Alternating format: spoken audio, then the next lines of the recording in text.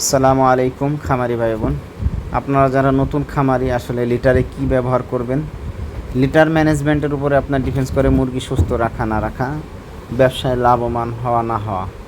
অনেকেই নতুন যারা খামারি আসলে জানে না। আজকের এই ভিডিও তাদের জন্য।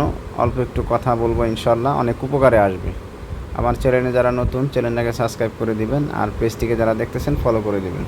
আসলে লিটারে মূলত কয়টা জিনিস ব্যবহার করা যাবে না আর কয়টা জিনিস ব্যবহার করা যাবে সেই ব্যাপারে কথা বলবো। তাহলে মুরগি সুস্থ থাকবে, সফল থাকবে, আপনি লাভবান হতে পারবেন। আর এই ব্যাপার না জানলে আপনি মুরগি পালন করে সফলতা অর্জন করতে পারবেন না। কাঠের গুঁড়ি ব্যবহার করা যাবে না। আপনি ধানের তুষ ব্যবহার করবেন, নয়তো বালু ব্যবহার করবেন। শুকনা বালু, ধানের তুষ এগুলা ব্যবহার করলে কি হয়, আপনি বালু, পাথর, কণা, পোকামাকড় যাই খাক মুরগি হজম করতে পারে।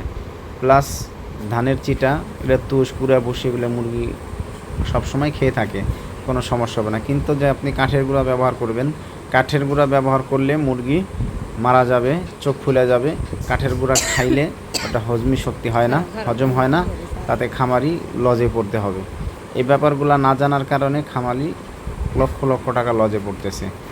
তাই এটাই আমার পরামর্শ যে মুরগি পালন করে যদি আপনি লাভবান হতে চান, তাহলে অবশ্যই কাঠের গুঁড়ি বাদ দিবেন, ধানের তুষ অথবা শুকনা বালু ব্যবহার করবেন লিটারে। মুরগি সুস্থ থাকবে, সফল থাকবে। আর আপনারা দেখতেছেন আমি ক্ষুদ্র খামারি ফরিদপুর, আমি ফয়জুর রহমান বলতেছি।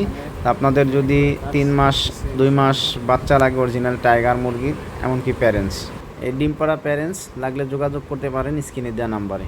সারা বাংলাদেশে হোম ডেলিভারি করা হইতেছে সুস্থ সফল অরিজিনাল টাইগার মুরগির ডিম পাড়া প্যারেন্টস, অথবা 20 ডিম বাচ্চা 3 মাসের অ্যাডাল্ট মুরগি ডিম পারবে এরকম বয়সেরও মুরগি আছে ইনশাল্লাহ।